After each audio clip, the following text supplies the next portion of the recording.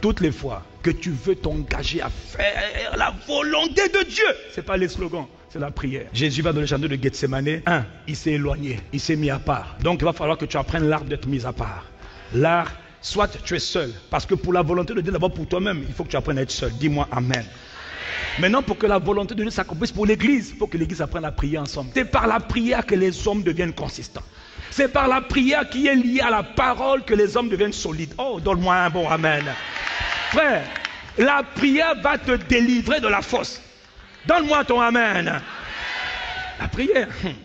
La prière. Même si tu ne sais pas comment prier, prie seulement langue. D'ailleurs, Dieu ne parle pas français. Dieu est esprit. Dieu parle le langage spirituel.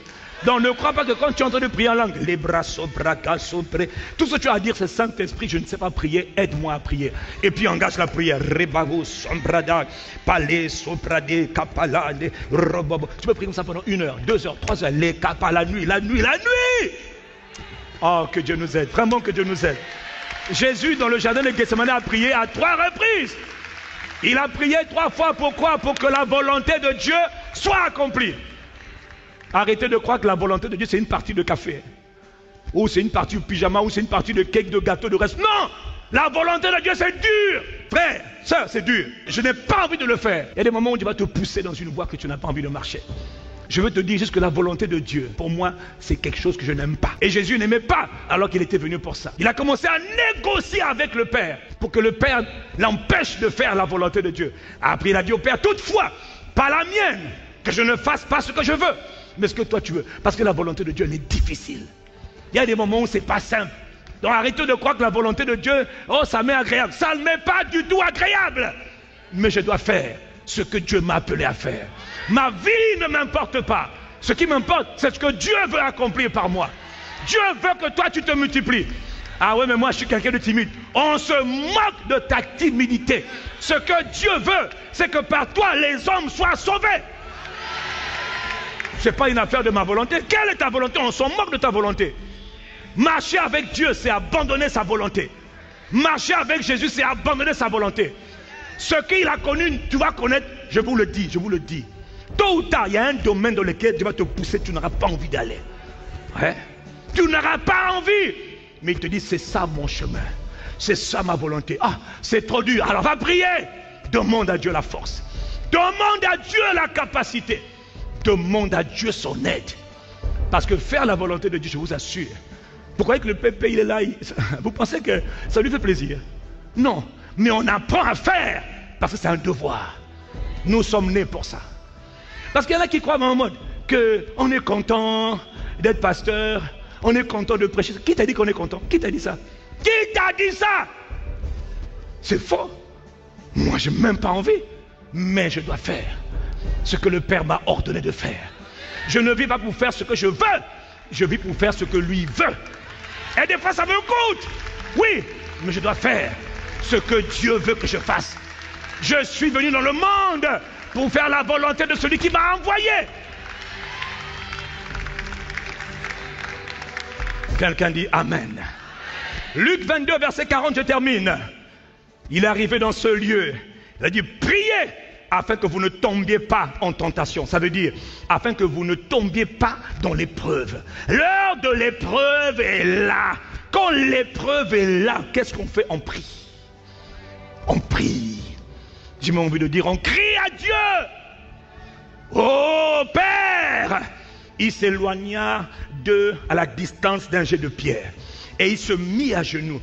Et il était seul et il pria. Frère, il y a des moments pour faire que la volonté de Dieu pour ta vie s'accomplisse. Il va falloir que tu t'isoles.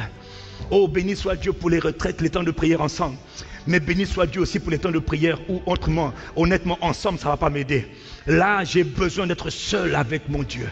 Seul dans le pressoir, où je crie, où je pleure, où je soupire. Seul devant le Dieu vivant. Aide-moi, aide-moi.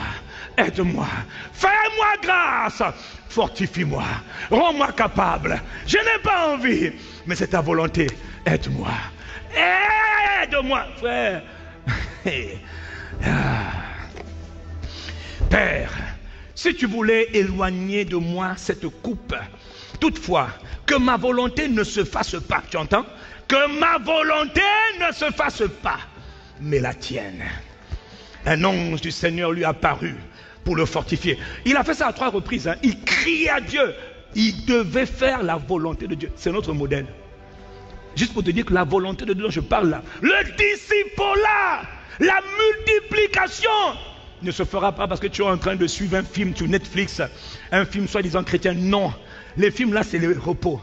Mais il y a des temps où tu vas devoir prier, t'engager dans la prière pour que ce que Dieu veut faire avec toi, il le fasse.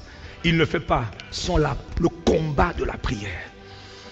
Verset 44. Étant dans l'agonie du combat, il priait encore avec insistance et sa sueur devient comme des gouttes de sang qui tombaient par terre. Frère, il priait. Dans la souffrance, qu'est-ce qu'on fait? On prie. On prie. On prie. Et on prie encore. Et il y a la prière.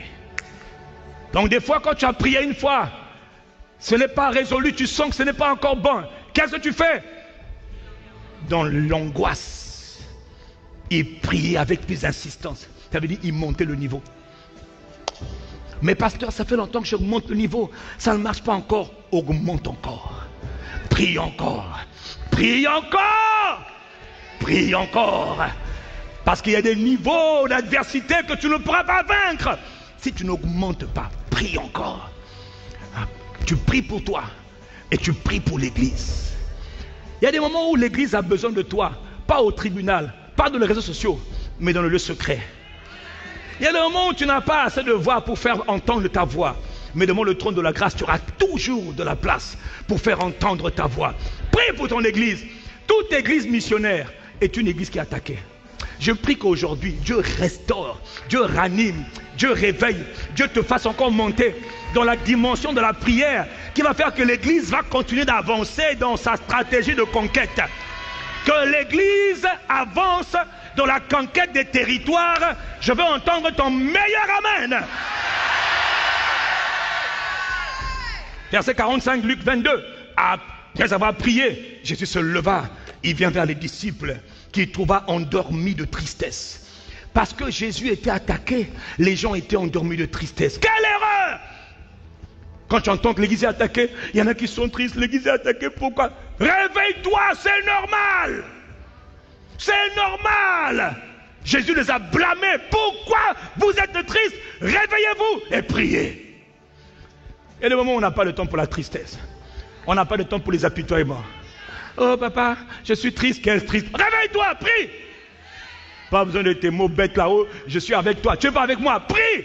Quand tu pries, tu es avec moi. Ok, tu n'as pas compris, c'est pas un problème. Tu dis qu'il est un peu plus mature. Il dit, pourquoi dormez-vous?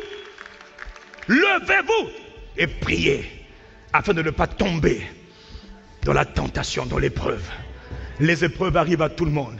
Ceux qui échappent aux épreuves, c'est ceux qui sont capables de se lever et de prier. Acclame Dieu.